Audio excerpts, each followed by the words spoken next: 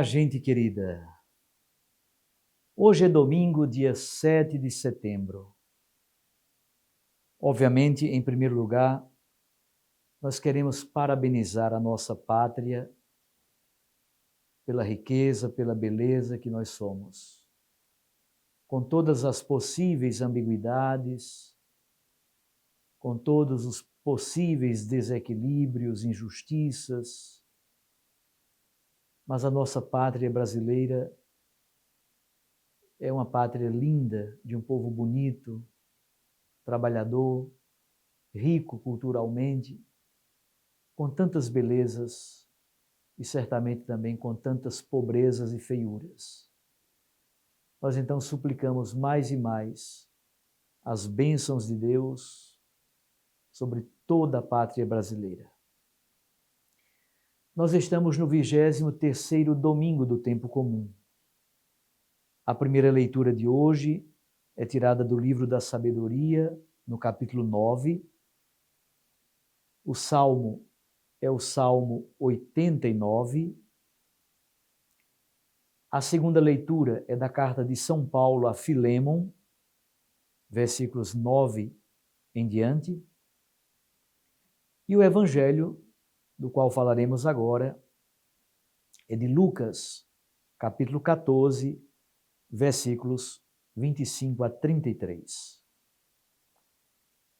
Naquele tempo, grandes multidões acompanhavam Jesus.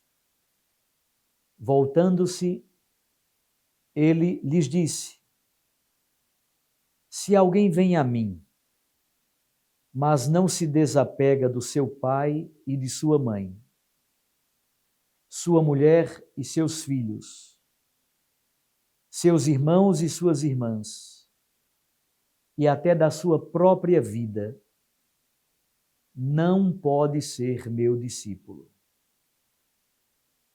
Quem não carrega a sua cruz e não caminha atrás de mim, não pode ser meu discípulo. Com efeito, qual de vós, querendo construir uma torre, não se senta primeiro e calcula os gastos para ver se tem o suficiente para terminar?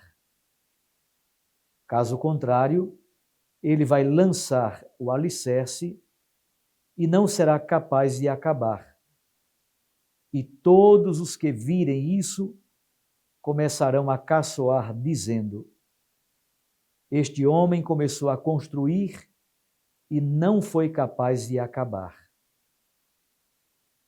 Ou ainda, qual o rei que, ao sair para guerrear com outro, não se senta primeiro e examina bem se, com 10.000 homens, poderá enfrentar o outro que marcha contra ele com 20.000?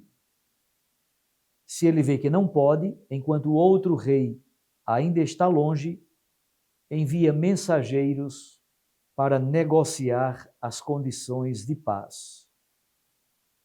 Do mesmo modo, portanto, qualquer um de vós, se não renunciar a tudo o que tem, não pode ser meu discípulo. Palavra da salvação. Glória a vós, Senhor.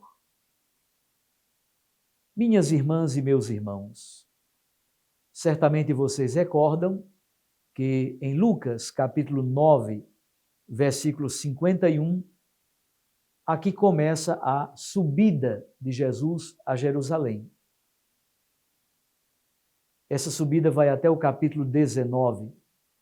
Lucas oferece 10 capítulos do seu evangelho para narrar Jesus a caminho, subindo para Jerusalém.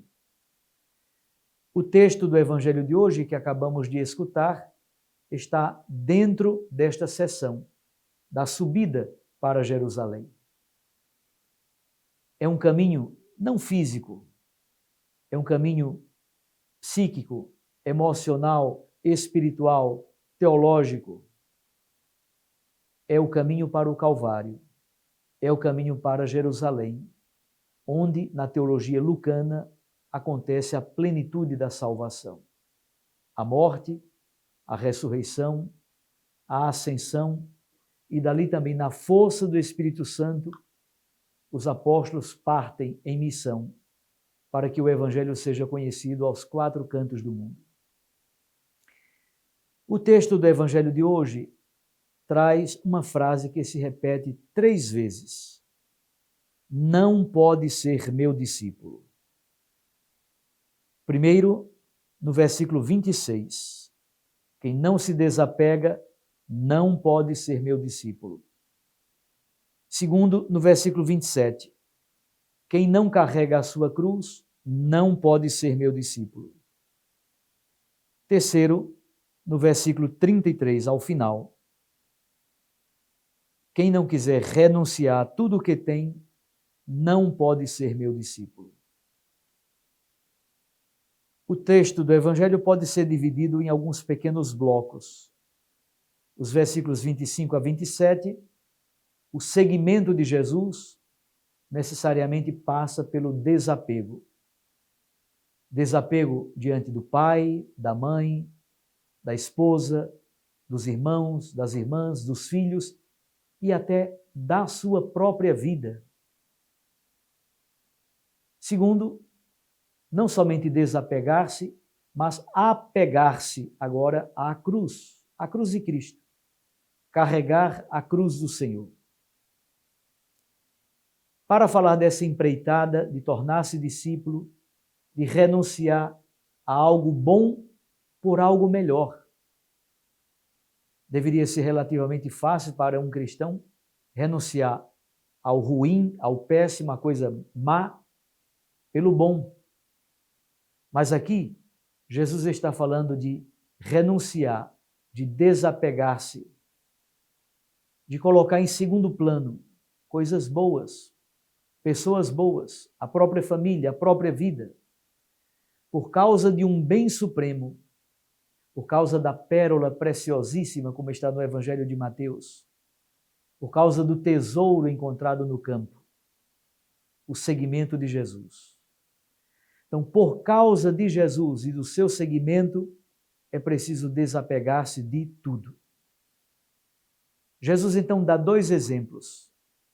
Alguém que deve construir uma torre na sua roça. Na antiguidade era assim. Alguém tinha uma vinha, primeira coisa, deveria construir uma torre de vigia contra os animais selvagens, contra os ladrões, uma torre de observação para ter o controle sobre todos os seus bens naquele campo. Agora, quem vai construir uma torre deve calcular os gastos para saber se tem a capacidade de concluí-la para não deixar o projeto pela metade. É bonito como Jesus diz, você deve sentar-se com prudência, analisar, ponderar com sabedoria. Praticamente somente aqui o discípulo de Jesus senta-se. Normalmente o discípulo está de pé, alerta, sempre na expectativa da missão. Aqui, ao contrário, Jesus pede que o discípulo sente-se com prudência, com sabedoria, com discernimento, ele deve calcular os gastos da torre. O segundo exemplo, versículos 31 e 32, a guerra. Um rei sai com 10.000 soldados, o outro vem com 20.000. Ele então tem que sentar-se para calcular se com 10.000 ele consegue derrotar o outro. Na verdade, dentro de nós, é isso que Jesus quer nos dizer. Há uma guerra. O coração do ser humano é um campo de batalha entre o mistério do maligno e o mistério do Espírito Santo de Deus. Na verdade, somos convidados a confiar na força de Deus quando se revela exatamente a nossa fraqueza.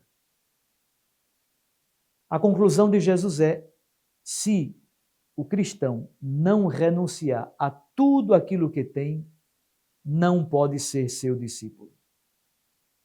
Talvez o exemplo mais contundente disso seja São Paulo, como acabamos de ouvir, ao menos a citação da segunda leitura. Filémon, É uma pequenina carta, somente de um capítulo. Leia a carta de Paulo a Filémon. A história é muito simples. Paulo está preso em Éfeso e na prisão encontra Onésimo, um fugitivo. Onésimo era escravo de Filémon, lá em Colossas. Paulo então converte Onésimo ao cristianismo. É o filho que ele gerou na prisão. E ele escreve essa carta a Filémon de recomendação para devolver Onésimo a Filémon, só que não mais como escravo, mas como um irmão muito amado no Senhor. Paulo vive a sua fraqueza plena, prisioneiro por causa do Evangelho. Ele é ridicularizado, ele tem a sua confiança posta em crise por muitos, desacreditado, ironizado. Sua reputação é jogada na lata do lixo, preso por causa de Jesus. Mas, como ele bem diz, quando sou fraco, aí é que se revela plenamente a força de Deus, a força do seu Espírito. Assim, Paulo vive a experiência mais profunda de pobreza por causa do amor a Jesus Cristo.